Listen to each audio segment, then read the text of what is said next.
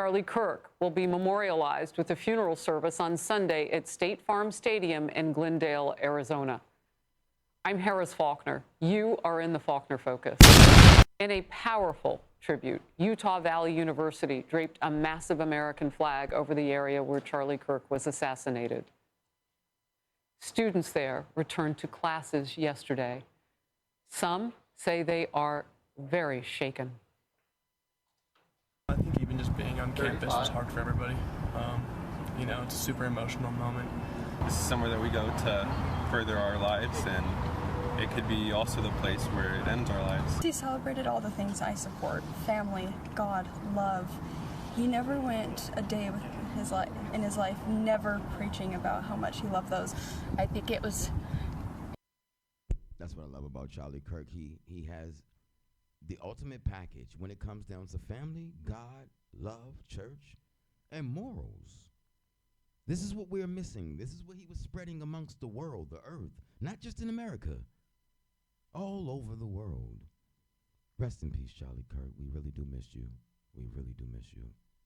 Important that he really, spoke to the youth, because they're our upcoming generation. I don't think UVU is ever going to be the same. We're checking in on the nation and on that campus on a regular basis with our love, our thoughts, and we want to hear theirs, what they're going through. Moments ago, President Trump honored Charlie Kirk's legacy while speaking from the UK. Charlie Kirk was heinously assassinated for speaking his mind. He was a great young man, incredible future. Some people said he might be president someday. I told him, I said, Charlie, I think you have a good shot someday at being president. He just wanted to take care of youth. He loved youth. I've never seen anybody relate to youth like Charlie, and they related to him, and they're devastated.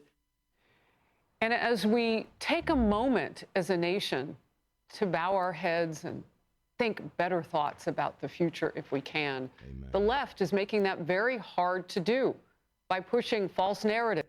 Really quickly, I just want to let you guys know, I feel like the suspension indefinitely of Jimmy Kimmel, I feel like the suspension of Jimmy Kimmel indefinitely is a way to go. I think that's a great thing. I think they did a great job, and it's a great decision, because what type of animal would make the remarks that he made right after someone died with the family and the kids were there? I don't think that he should be put back on TV because of the dexterity of the situation, because of his children, because of his wife, that she was just grieving. Maybe if he would have did the joke a year from now or something like that, but no. Like the one about Charlie Kirk's suspected assassin. ABC has suspended Jimmy Kimmel's late night show live indefinitely over remarks he made surrounding all of this that we've been through. Kimmel is reportedly furious over the decision and looking for ways to get out of his contract. Here is exactly what he said in his opening monologue on Monday. We had some new lows over the weekend with the MAGA gang desperately trying to characterize this kid who murdered Charlie Kirk as anything other than one of them, and doing everything they can to score political points from. President Trump posted, "Great news for America. The ratings challenge Jimmy Kimmel show is canceled. Congratulations to ABC for finally having the courage to do what had to be done." Senior national correspondent William Lajeunesse. William. Well, here's two things here. What Kimmel said, and secondly, why stations want him off the air. But then there's another layer. There's a $6 billion sale of some TV stations that some feel ABC caved to government pressure to get the deal done. But let's start with Kimmel. Seen here after ABC suspended his show for comments about Kirk's killer and this joke about President Trump. This is not how an adult grieves the murder of someone he called a friend. This is how a 4-year-old mourns a goldfish. Well, many found that offensive. Also, Tyler Robinson's mother says he's politically left, pro-gay and pro-trans rights. Kimmel is wrong. To see that America's broadcasters are standing up to serve the interests of their community. We don't just have this progressive foie gras coming out from New York and Hollywood. So that prompted this from the ACLU and Democrats. Jimmy Kimmel is the latest target of the Trump administration's plan to silence critics and control what American people read and watch.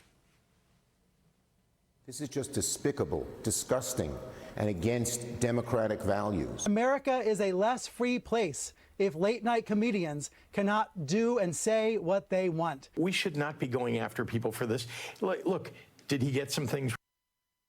You have to be totally and completely out of your mind if you think that this is okay at any given point in time after someone has passed away in that type of manner. You guys, the Democrats they're psychotic at this point.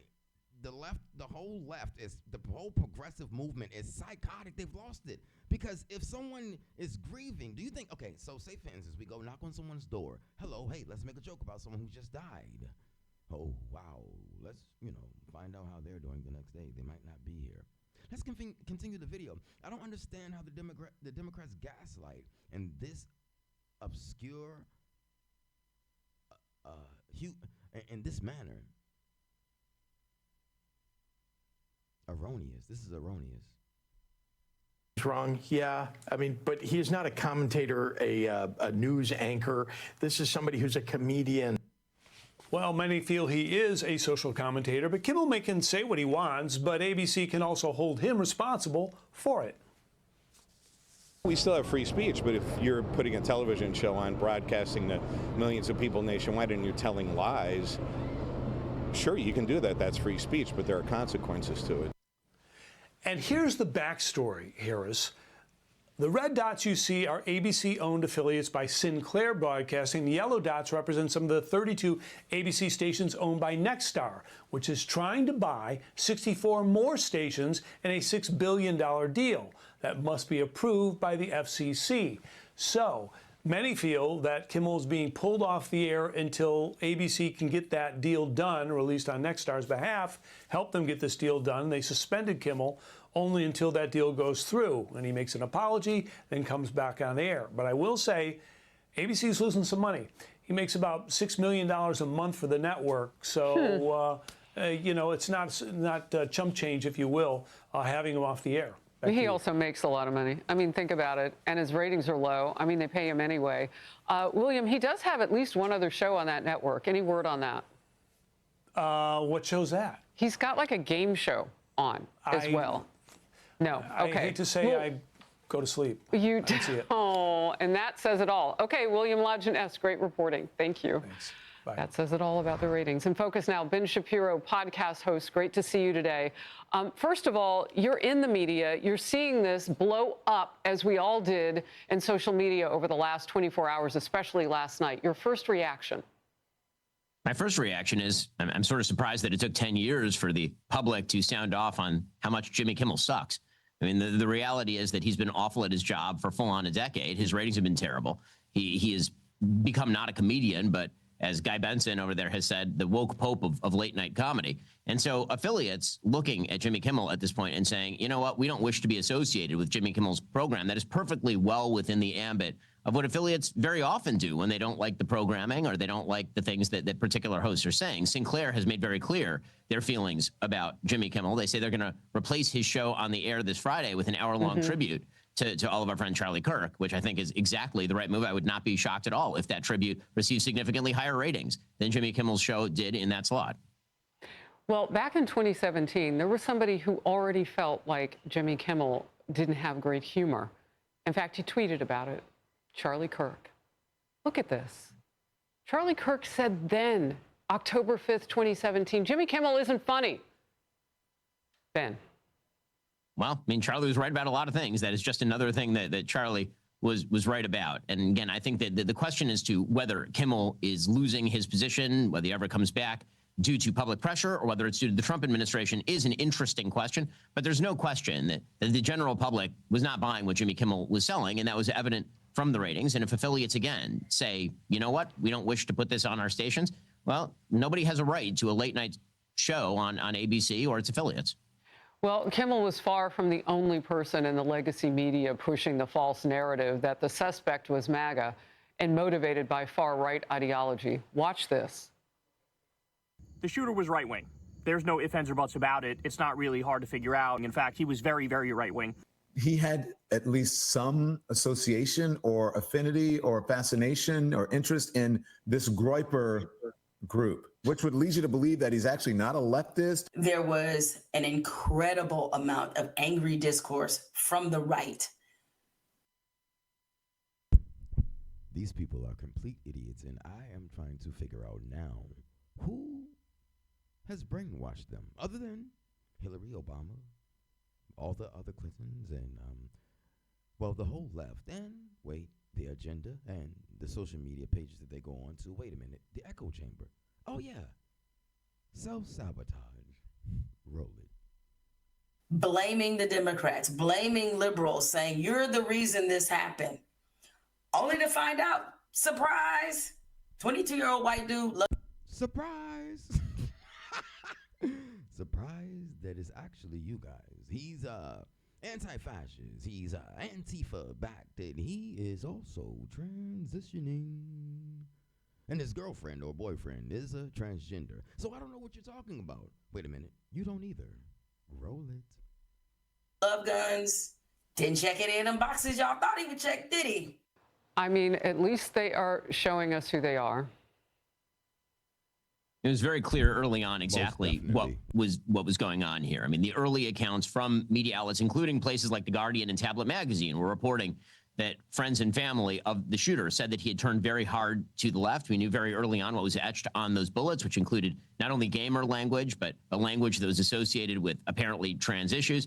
And of course, it was pretty clear very early on, as early as Saturday, actually, that this person was a gay man who was in a relationship with another man who believed he was a woman, and they were both into a phenomenon that can only be described as furriness.